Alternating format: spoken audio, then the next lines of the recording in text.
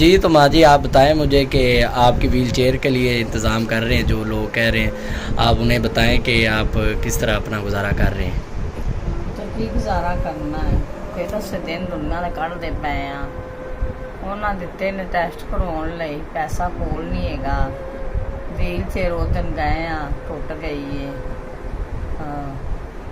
घर दे विच रोटी नहीं पकती पई, गरीबी सिर ते आई हुई है, निक्के निक्के बच्चे ने किधर जावां, आप बीमार मंजी ते पई हुई हाँ।